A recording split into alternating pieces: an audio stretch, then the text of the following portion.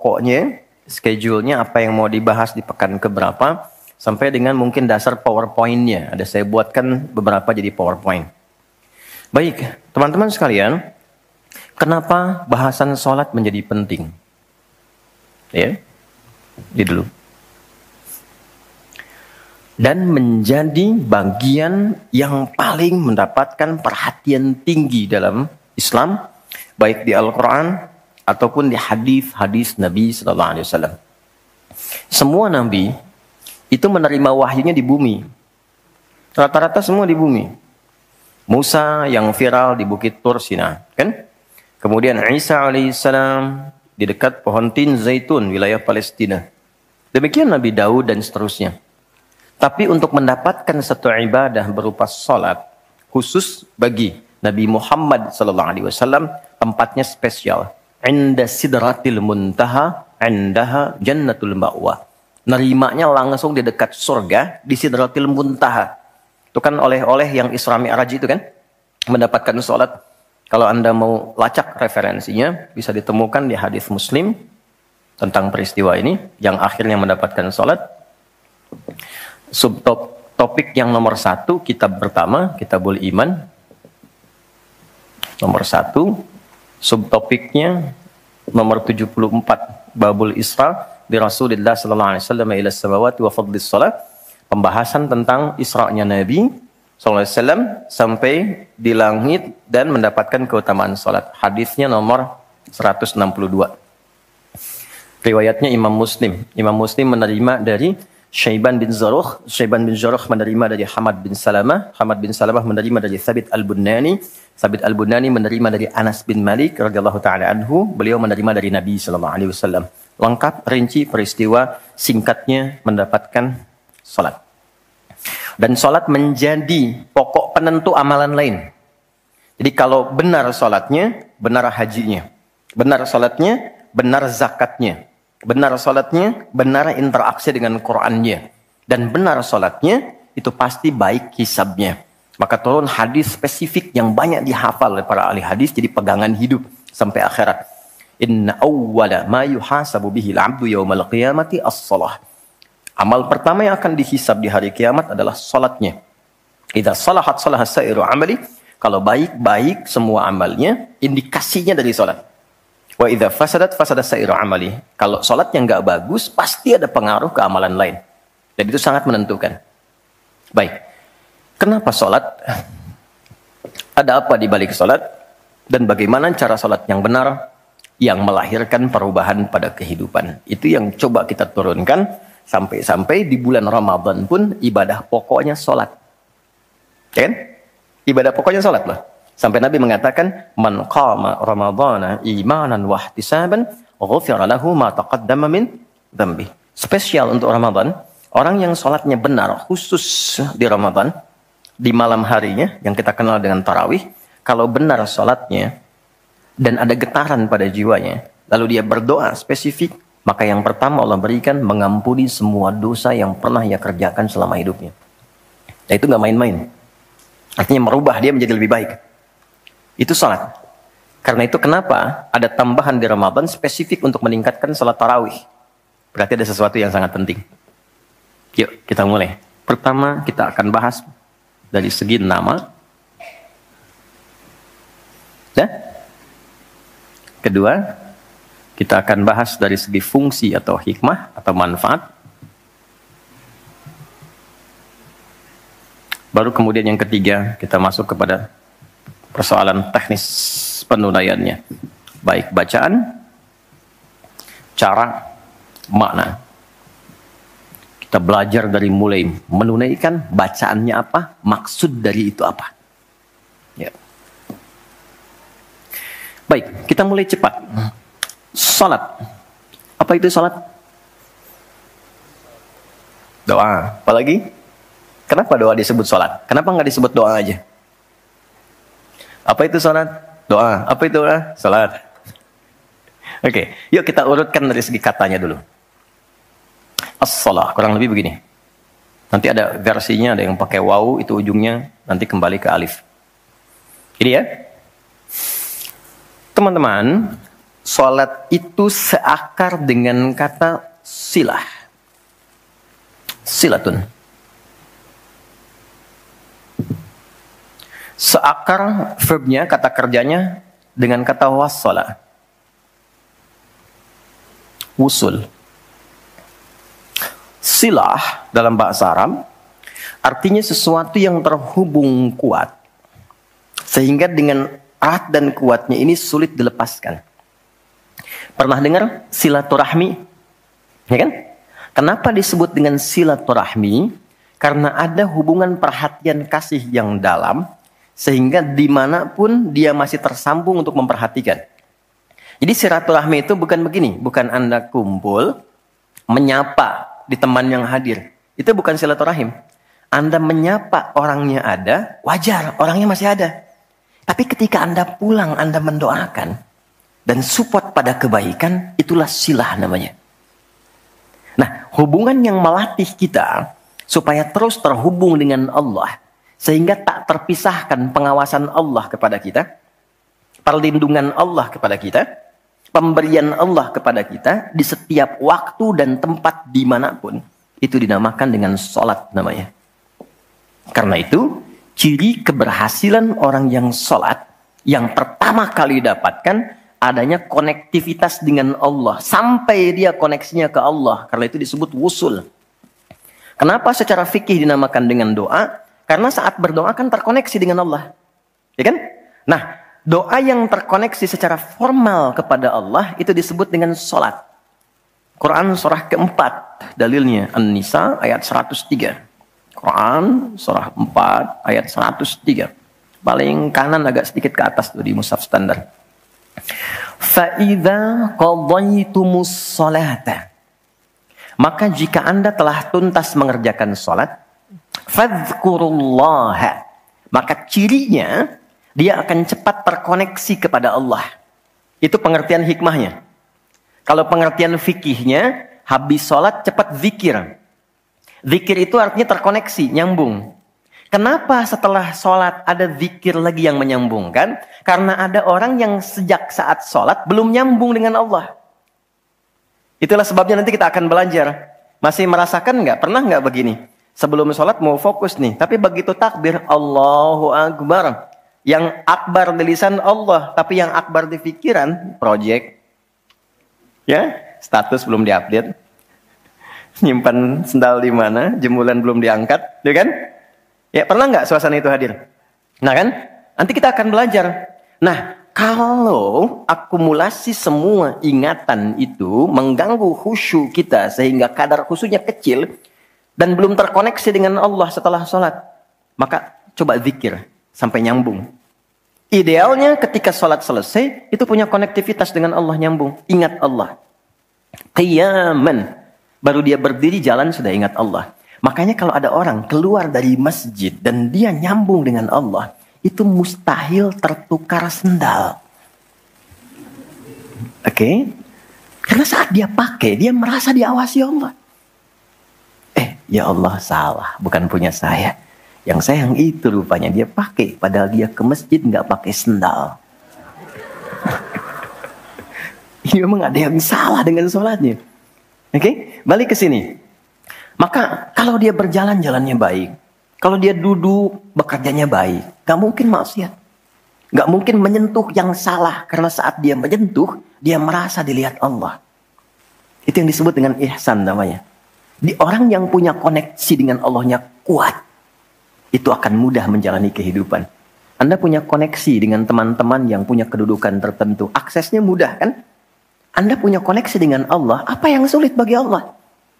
Masalah dikecilin, bukan gak dapat masalah.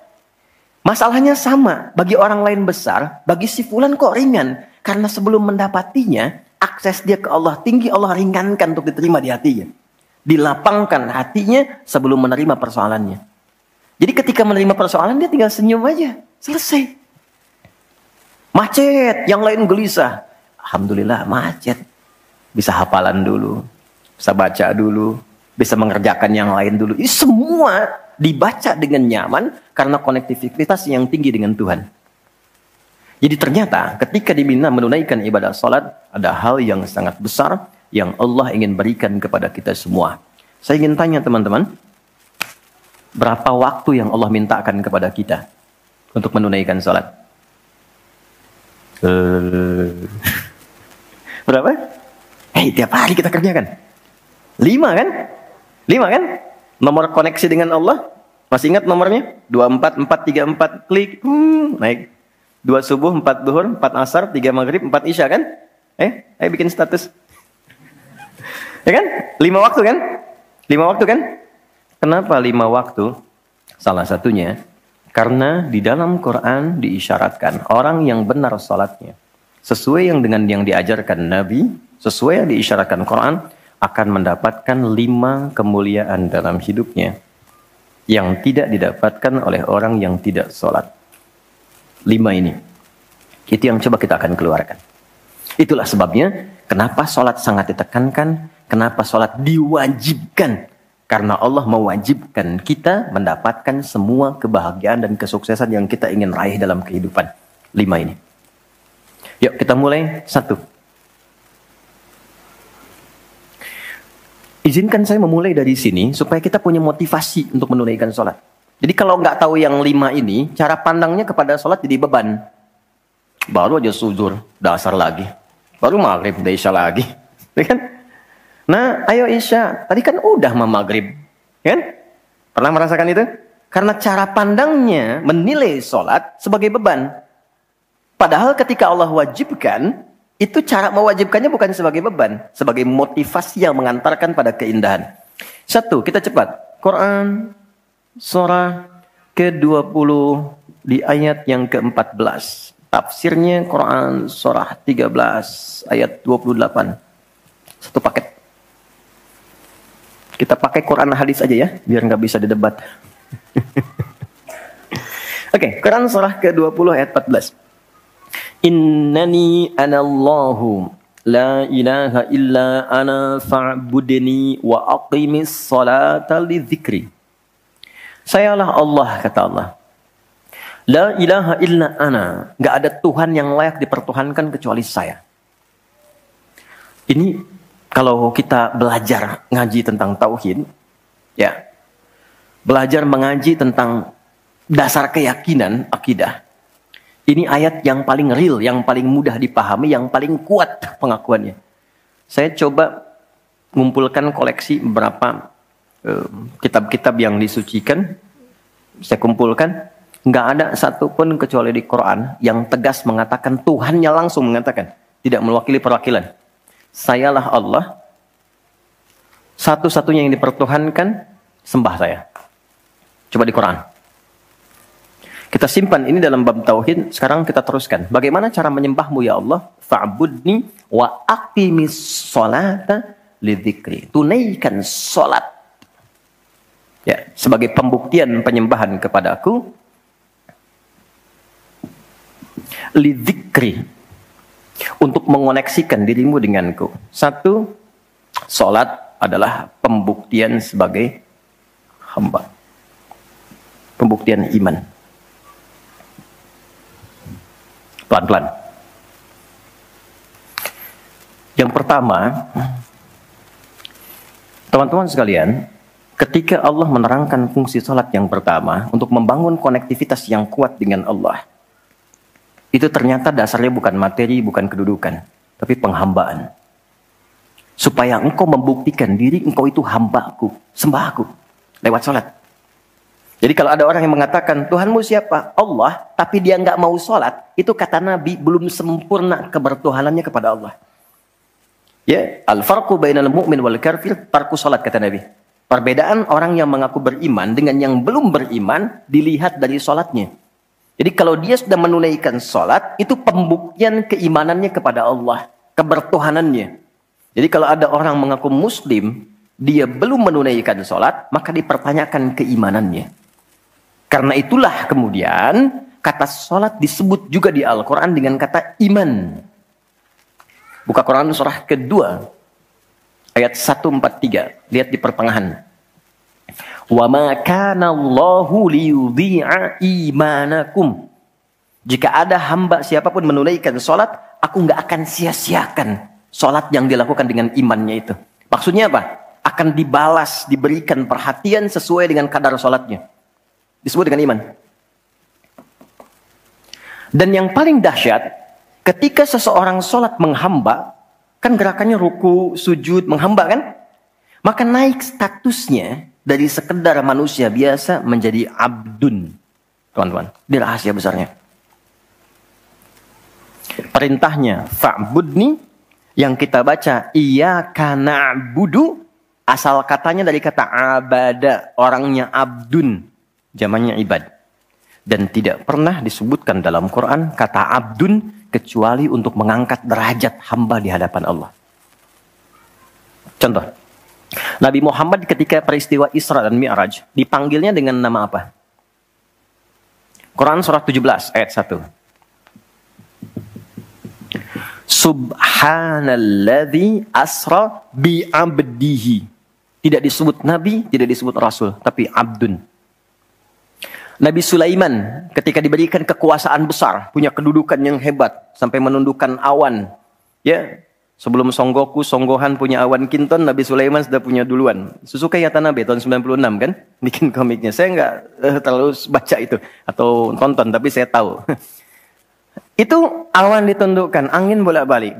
Ketika mendapatkan kedudukan itu, sifat yang disebutkan abdun, bukan nabi, bukan rasul. Quran surah 38 ayat 30. Wa wahabna li Dawuda Sulaiman ni'mal abdu. Oke, Nabi Zakaria alaihissalam ketika akan diangkat statusnya dari suami menjadi ayah dan sudah berharap tinggi, dikabulkan, naik status, diberikan anugerah, disebutnya dengan abdun. Quran surah 19 di ayat yang kedua. Zikra rahmati rabbika abdahu Zakaria. Nabi Nuh diangkat status memimpin kelompok generasi manusia setelah Nabi Adam. Naik ke kapal, jadi pemimpin besar. Begitu diangkat, yang disebut statusnya abdun. Quran surah 17 ayat 3. Innahu kana abdan syakura. Kenapa disebutkan abdun? Abdun itu sifat penghambaan. Semakin tinggi ibadahnya, semakin tinggi pendekatannya ke Allah, semakin diangkat. Jadi dengan Allah itu karena Allah Khalik, kita makhluk. Laisa kamitslihi syai', enggak sama sifatnya. Jadi kalau ke Allah itu jangan terlalu ngangkat. Kalau tinggi direndahkan, kalau rendah ditinggikan. Karena itu kenapa saat sholat kita merendah supaya ditinggikan. Itu poinnya. Jelas ya? Itulah sebabnya kenapa Nabi dijamin surga, turun surah Al-Kautsar itu satu-satunya Nabi yang sebelum wafat turun surganya. Rasulullah dengan turunnya surah Al-Kautsar. Kenapa? Salah satunya karena ibadahnya. Coba lihat kesaksian Sayyidah Aisyah itu di Al-Bukhari nomor hadis 1147. Kedatangan tabi'in namanya Abu Salamah bin Abdurrahman tanya bagaimana sholat malamnya Nabi. Kata Sayyidah Aisyah, jangan ditanya panjang dan khusyuknya, panjang dan bagusnya. Beliau memang sholatnya 4 rakaat di awal, tapi jangan tanya panjang dan bagusnya. Beberapa sahabat dulu pernah pengen tahu, penasaran. Diikuti sholat di belakang Nabi. Ternyata rakaat pertamanya dikira Al-Baqarah 100 ayat akan ruku. Ternyata disambungkan ke 286 ayat sampai selesai. Dikira setelah selesai akan ruku. Ternyata Alif Lam Mim lagi, Ali Imran sampai selesai. 200 ayat. Dikira ternyata setelah La'alakum Tuflihun 200 ayat Ali Imran akan ruku. Nyambung An-Nisa 176 ayat. Baru kemudian ruku setelah 5 juz 4 halaman. Ruku. Besoknya orang-orang ini nggak ikutan lagi. Udah. Lain memang levelnya. Salam. Tersentuh kaki Nabi itu dengan tangan Sayyidah Aisyah. Ini menunjukkan sederhana kehidupannya. Bayangkan kan, suami sholat, istri tidur, nyentuh bagian kaki. Kira-kira tidurnya alasnya di mana tuh? Nabi besar loh, ahli surga, hebat, pemimpin besar, kehidupan demikian. Tapi kalau sedang beramal kaya, sodakoh kaya, sholat kaya, kakinya bengkak. Kata Sayyidah Aisyah, kenapa begini ya Rasulullah? Alam takun madmuna, alam takun ma'sumah. Engkau kan dijamin surga, surahnya sudah turun. Engkau dijaga dari kesalahan maksum. Jawabannya ringan sekali. Afala akunu abdan syakura, abdun. Apa enggak boleh aku menjadi hamba yang bersyukur? Ternyata syukur itu kalau dulu para nabi itu pakai ibadah. Jadi kalau dapat nikmat nih teman-teman, ini rahasia hari ini ya. di antara kita saja ya. Karena saya nggak bagi di yang lain nih, cuma di sini nih. Ya. Para nabi itu, kalau mereka dapat nikmat apapun, itu yang dilakukan syukur. Dan syukurnya lewat ibadah. Contoh, biasa kan suka hadir ulang tahun ya. Masuk ulang tahun kesekian. Nabi tiba-tiba hari Senin puasa. Ditanya oleh sahabat, ya Rasulullah kenapa puasa? Kata Nabi, ini hari lahirku. Jadi mensyukuri nikmat kelahiran dari waktu yang telah berjalan, itu pakai ibadah. Begitu dapat anugerah surga, turun Al-Kautsar, malah diminta ibadah oleh Allah. Inna a'tainakal. Setelah itu apa? Fasholli li rabbika. Tingkatkan sholat, tambahkan amal lewat harta. Jadi jaminan surga itu bukan menghentikan amal soleh. Anda sukses dengan pekerjaan, bukan berarti menjadikan hubungan Anda terputus dengan Allah. Yang paling aneh kan Allah udah ngasih rezeki banyak, kok dipakai maksiat hasilnya? Allah kasih Anda minta, Allah kasih. Tapi begitu dikasih, kenapa dipakai untuk mabuk? Kenapa dipakai untuk maksiat? Kenapa dipakai untuk membeli sesuatu yang Allah nggak sukai? Kan ada perjuangan mendapatkan itu. Makanya dibalik caranya, ketika Anda menghamba, menunduk, Allah mengangkat. Tapi kalau Anda mengangkat, Allah turunkan serendah-rendahnya. Ini rumus pertama. Jadi ternyata ketika kita diminta menghamba dalam sholat, itu adalah jembatan pertama bagi Allah untuk mengangkat kita dengan derajat tertinggi. Paham? Oke, satu. Jadi kalau ke anak-anak begini kalau tanya, Mah kenapa sih harus sholat? Supaya kamu jadi hebat. Gitu. Kok bisa? Lihat Umar. Sebelum sholat, orang biasa.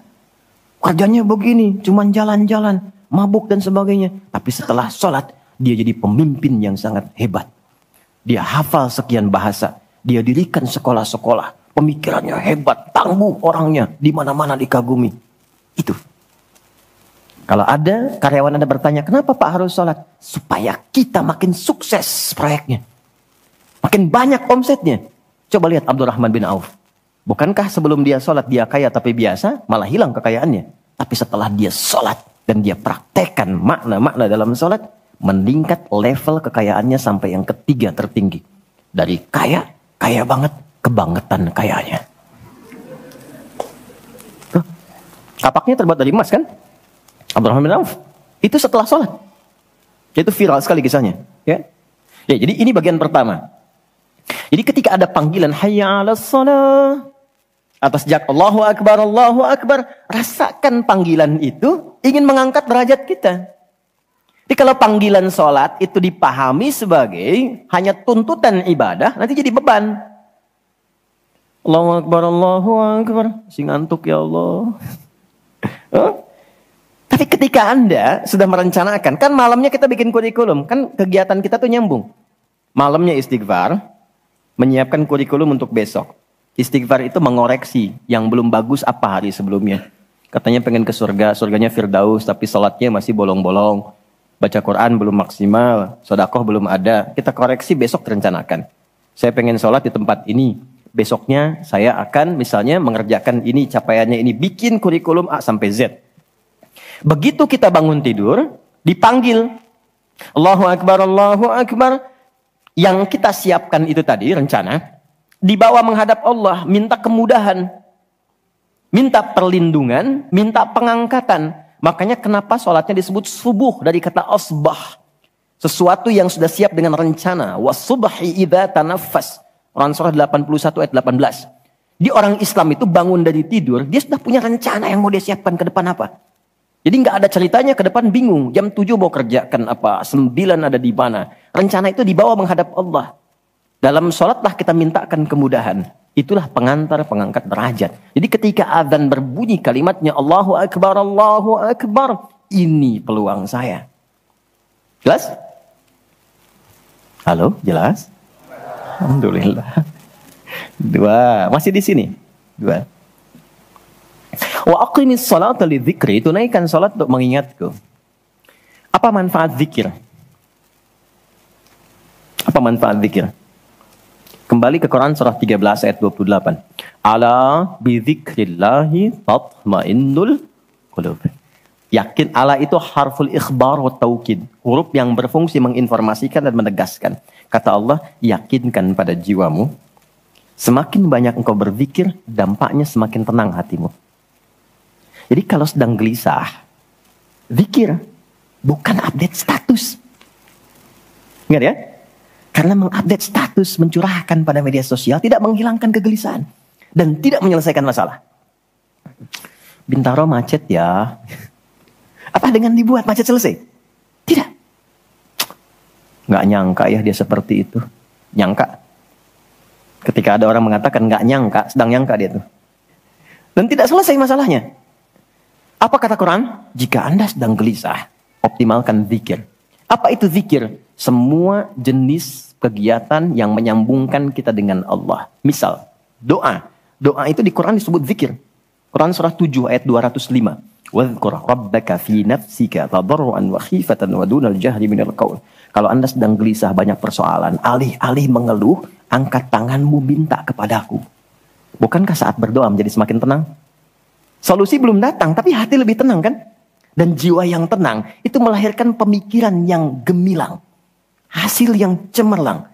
Jadi begitu kita lebih tenang, lebih mudah menanti solusi.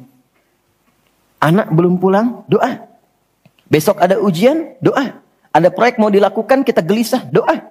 Itu fitrah. Quran itu disebut zikir.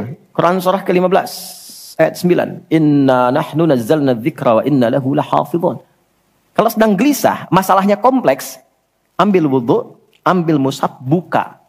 Itu baru pegang mushaf, baru buka. Dampaknya ke hati itu kuat. Begitu Anda baca dengan suasana yang tenang, nyaman ke jiwa. Yang paling dahsyat kadang-kadang dibuka, mushafnya acak, keluar ayatnya sesuai dengan masalah kita. Itu Quran. Ya. Apalagi kalimat thayyibah. Subhanallah, alhamdulillah, Allahu akbar, masya Allah, astagfirullah. Itu zikir. Quran surah 4 ayat 103. Fa idza qadaytumus salata fadhkurullaha. Makanya ketika Anda mendapatkan nikmat, alhamdulillah, hati lebih tenang. Tidak menggunakan nikmat dengan hal-hal yang tidak positif. Ada sesuatu, astagfirullah. Ada keluhan, ya Allah. Lebih tenang. Akumulasi semua bentuk zikir itu ada dalam salat.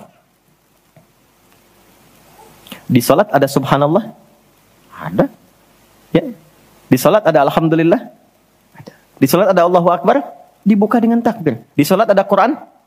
Ada. Al-Fatihah, Quran. Kita salat baca Quran. Apa lagi? Apakah di salat kita kemudian membaca kalimat thayyibah? Baca. Berdoa? Iya, isinya semua doa. Maka ketika semua jenis zikir dikumpulkan, itu berubah menjadi salat. Dan kalau satu zikir saja membuat tenang, apalagi salat.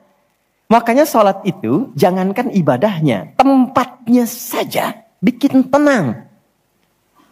Coba teman-teman, ikhwan ya. Anda ada masalah nih di kantor, mampir ke masjid. Itu buka pintu masjid baru masuk, sudah tenang. Enak. Makanya saya sering katakan, sering share dengan beberapa kawan. Anda kalau sedang kerja, coba pulangnya jangan langsung ke rumah. Mampir ke masjid dulu. Yang terdekat ya dengan rumah. Yang terdekat. Mampir ke masjid, sholat 2 rakaat. Di situ sampaikan, ya Allah, aku telah berikhtiar seperti apa yang telah Engkau perintahkan. Dan aku bertawakal akan rezeki yang telah Engkau tetapkan. Itu begitu Anda selesai berdoa pulang, yang dibawa ke rumah aura masjid bukan aura kantor. Dan istri anak-anak di rumah mendapatkan ketenangan yang sempurna. Jadi nerima antum itu terima dalam keadaan yang penuh dengan ketenangan. Jadi ketika menyambut anak, ayah, papa, papi, buya, antumnya tuh udah enak nerimanya. Coba kalau nggak percaya, rasakan itu. Ke masjid itu beda. Dibanding rumah sendiri, rumah Allah lebih tenang kan? Itu baru tempatnya. Dan puncaknya Ka'bah. Yang menjadi kiblat. Itu ada di Quran, surah kedua, ayat 125. Wa idh ja'alnal baita mathabatan linnasi wa amna. Dan pelajari, pahami, renungi. Ketika aku tetapkan dengan keagunganku, Ka'bah pusat ibadah yang menenangkan. Sebanyak apapun Anda punya kesulitan, depan Ka'bah itu ngalir air mata, tenang aja. Gitu. Pancarannya masjid. Ya. Masya Allah ya. Nah, amalannya sholat.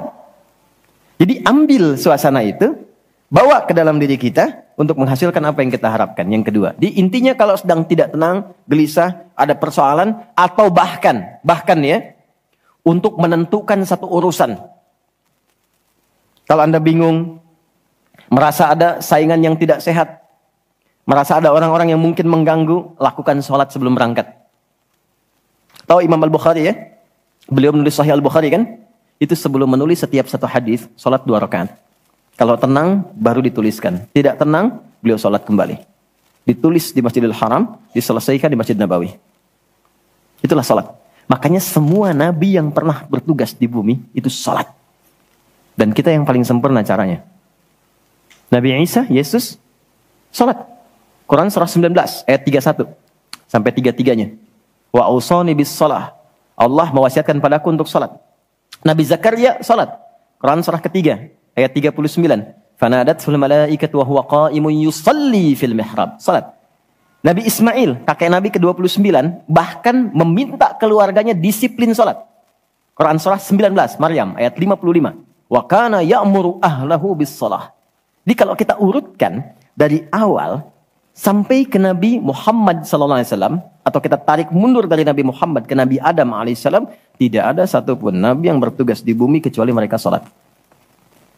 Muhammad SAW bin Abdullah bin Abdul Muttalib bin Hashim bin Abdul Manaf bin Qusay bin Murrah bin Kilab bin Ka'ab bin Ghalib bin Fihir bin Malik bin Nadar bin Kinana bin Khuzaimah bin Mudrika bin Ilyas bin Nizar bin Mudar bin Ma'ad bin Adnan bin Adi bin Adri bin Muqawwam bin Nahur bin Ya'rub bin Yasjub bin Ismail alaihissalam bin Nabit bin Ismail alaihissalam bin Ibrahim alaihissalam bin Adhar bin Nahur bin Abir bin Kinan bin Arfakhshad bin Sam bin Nuh alaihissalam bin Mihlail bin Matushala bin Kinan bin Anwas bin Tith bin Adam alaihissalam.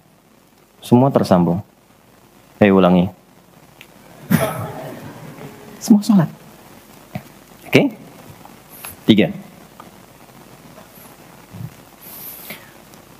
Quran surah 29. Ayat 45. Sholat, bila dikerjakan dengan benar, akan merubah pelakunya menjadi lebih baik. Secara singkatnya, sholat mendidik kita menjadi pribadi yang baik. Nah, sumber keburukan itu yang menjadi lawan dari baik itu ada 2. Jadi kalau ada orang yang tidak baik, anak yang kurang baik, ayah yang kurang baik, ibu yang kurang baik, itu artinya ada satu dari 2 ini yang melekat pada dirinya. Satu disebut dengan fakhsya. Keburukan yang bersumber dari syahwat. Maaf, kata-kata kotor, jorok, zina, LGBT, pornografi, porno aksi, dan semisalnya. Itu fakhsya. Jadi nggak mungkin orang sholat, kata-katanya jorok. Perilakunya menyimpang. Nggak mungkin. Karena sholat mencegah itu. Atau mungkar. Maaf, keburukan yang bersumber dari nafsu perut dan akal. Mencuri, korupsi, mencela, berdusta, membunuh, merampok, menyakiti, dan semisalnya. Itu mungkar. Makanya ketika seseorang berbuat itu, hatinya mengingkari. Itu disebut mungkar. Hatinya mengingkari. Maka orang sholat, pasti bila sholatnya benar, karena dia tersambung dengan Allah, fakhsya dan mungkarnya tertekan. Yang muncul jiwa baiknya, jiwa takwanya. Ketika yang muncul kebaikannya, yang buruknya ditekan, maka yang keluar dari semua bagian tubuhnya, semuanya perilaku baik. Itulah sebabnya ketika Allah berfirman tentang hal ini, disampaikan di Quran surah 29 ayat 45. Inna sholata tanha anil fakhsya wal munkar. Mengujinya gampang. Kita uji dengan sejarah pendekatannya. Semua masyarakat di era Nabi, itu kan sebelum masuk Islam, perilakunya itu sangat menyimpang. Tidak kenal kebaikan. Tak kenal kebaikan itu jahlun namanya. Orangnya jahil. Kalau disatukan jadi jahiliyah. Gak kenal kebaikan. Ya, maaf, yang mencuri banyak, zina khatam. Ya, perilaku menyimpang banyak. Disebutnya jahiliyah. Tapi ketika datang risalah Islam, yang diajarkan pertama sholat. Sholat merubah mereka dari jahiliyah menjadi khairu ummah. Kalau ada yang paling jujur, itu. Yang paling dermawan, itu. Yang paling baik, itu. Paling disiplin, itu. Kok bisa sholat ditunaikan bisa merubah seseorang jadi lebih baik? Ada sesuatu dalam sholatnya. Itu yang nanti kita akan pelajari. Itulah sebabnya kenapa anak-anak dari kecil usia 7 tahun khususnya yang diajarkan sholat. Masih ingat hadisnya? Ya, saat anak berusia 7 tahun ajarkan sholat. 10 tahun dia masih malas, beri pelajaran yang membuat dia mengerti. Bukan berarti harus memukul ya. Kalau di Arab adatnya begitu, itu biasa. Doroba itu memberi pelajaran maksudnya. Kurangi uang jajannya, berikan pelajaran yang baik kepada dia supaya mengerti kenapa mesti sholat. Kenapa dari usia 7 tahun? Supaya anak itu tumbuh jadi baik. Itu maksudnya. Cuma anak sekarang advance. Gen Z yang sekarang itu sebelum sholatnya sempurna, TK sudah manasik ya. Enggak apa-apa sih, cuma ini maksimal dulu yang kedua ya. Oke, 4, saya cepat karena waktu kita terbatas. 4. Sholat bila dikabulkan, bila dilakukan dengan benar. Saya ulangi, sholat bila dilakukan dengan benar. Sesuai isyarat petunjuk Al-Quran dan contoh yang disampaikan Nabi, maka bisa mempercepat terkabulnya doa. Oke? Mempercepat terkabulnya doa. Itulah kenapa secara bahasa sholat disebut doa. Kalau benar mengoneksikan diri kita dengan Allah sang pengabul doa, koneksinya cepat, sinyalnya kuat, itu nggak ada sekat, menggoncang arus, langsung dikabulkan. Dan nggak ada jeda. Oke, Quran langsung, surah ketiga, ayat 38 sampai 39. Surah 3 Ali Imran ayat 38 sampai 39. Kita belajar dari kisahnya Nabi Zakaria alaihi salam. Contoh kecil sekali.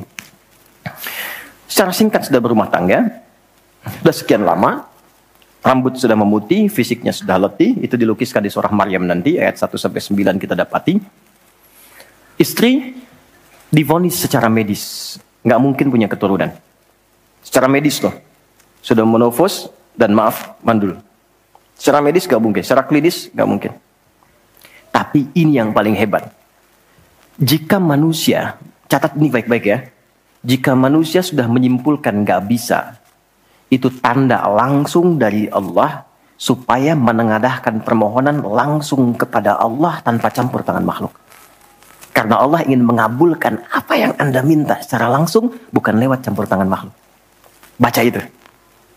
Dan pahami untuk tidak putus ikhtiar. Jadi kalau rahmat Allah itu jangan dibawa dengan putus asa. La taqnatu mir rahmatillah. Jangan pernah putus asa. Jadi jangan ada bahasa begini, ya nggak mungkin, ya nggak bisa. Jangan diambil. Begitu orang mengatakan nggak mungkin, itu tanda dari Allah. Allah ingin memberikan langsung tanpa campur tangan manusia. Maka apa yang dilakukan Nabi Zakaria? Beliau kemudian sholat di mihrabnya Maryam. Ini saya sedikit bahas tentang mihrab, sedikit saja. Quran surah 3 dulu, di ayat 37, di paling kiri sebelah bawah, pojok di mushaf standar. Secara singkat saja, mihrab itu satu tempat yang fungsinya mempercepat terkabulnya doa dan mendatangkan rezeki dari sisi yang tidak diduga. Awas, kita bicara keimanan ya. Dan di situ dipertaruhkan.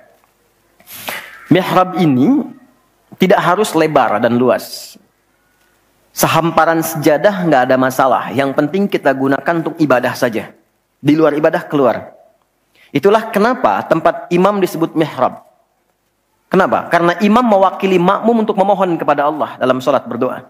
Makanya kualifikasi imam mesti khusus. Bukan imam biasa. Baik. Kemudian tidak harus di masjid. Di rumah boleh dibikin. Maryam pernah dibuatkan mihrab. Saat beliau mengkhususkan diri ibadah, di situ apa yang terjadi? Fataqabbalaha rabbuha biqabulin hasanin wa ambataha nabatan hasanan wa kaffalaha Zakaria. Kullama dakhala 'alayha Zakaria al-mihrab wajada 'indaha rizqa. Qala ya Maryam anna laki hadha? Qalat huwa min 'indillah. Innallaha yarzuqu man yasha' bighairi hisab. Ini poinnya.